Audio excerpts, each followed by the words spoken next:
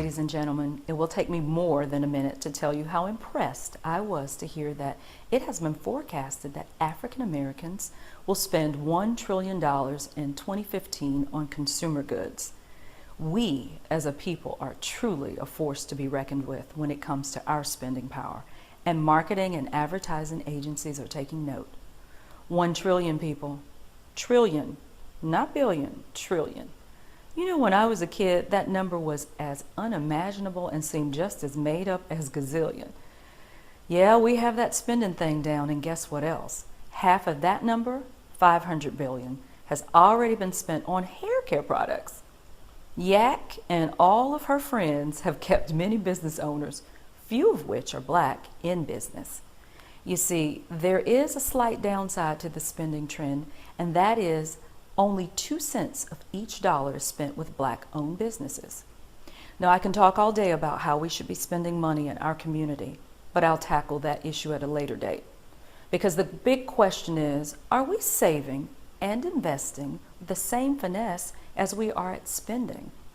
Let me speak for myself and tell you resoundingly, hell no. I have more useless dresses, pairs of shoes, and handbags than I can count. And if I sold it all today, it would probably receive a rate of return of about 1/10 of the investment.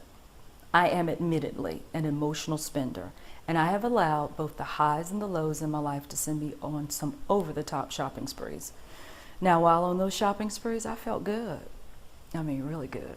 You know, that feeling, that exhilarating sensation we ladies get when we purchase that pair of Manolo Blahniks at Saks that we have been eyeing for weeks, and we get them for 75% off.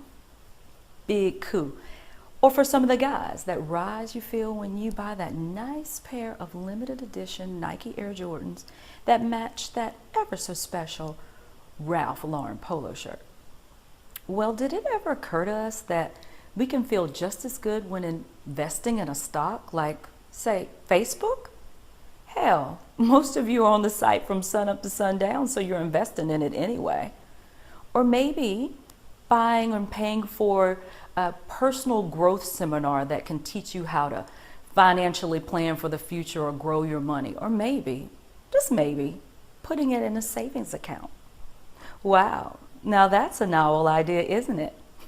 Not casting any judgment here, because I am talking more to myself than anyone else, but I'm taking steps to make changes. See, I think we should leave our progeny a legacy. I'm not saying that the only legacy we can leave is cold hard cash. And it's often said that money can't buy you happiness, but I prefer the quote of one of my favorite philosophers, 2 Chainz. Me and broke don't get along. And I'm sure that you would agree with that same rap logic. So cash is king. But Harry Firestone once said, and I quote, "A man with a surplus can control circumstances, but a man without a surplus is controlled by them, and often he has no opportunity to exercise judgment." Translation, he who holds the cash is king or queen, and everyone else is a servant. People, it's time to change our mindset about money and spending. I know most of us were unconsciously taught negative things about money, and most of us weren't taught anything at all, but maybe how to balance a checkbook. But you have the power to change that. Make a commitment to yourself now. No need to wait on a New Year's resolution. Let's just get busy today and make this the day you break a bad money habit, or what may be a cycle of spending that has been ingrained over the course of several generations. Either way, make every dollar you earn and spend work for you and not against you, or for the benefit of someone else for that matter. Begin by reading one new thing each day about saving or investing, or starting that new business you have been thinking and talking about for a trillion years. Just substitute reading one post on Twitter, Instagram, or Facebook. Now, of course, I don't mean a spill post, but one post for something that can increase your money mindset, and I guarantee in a few months you'll see changes. It's clear that we have the power, so let's use it to our financial benefit.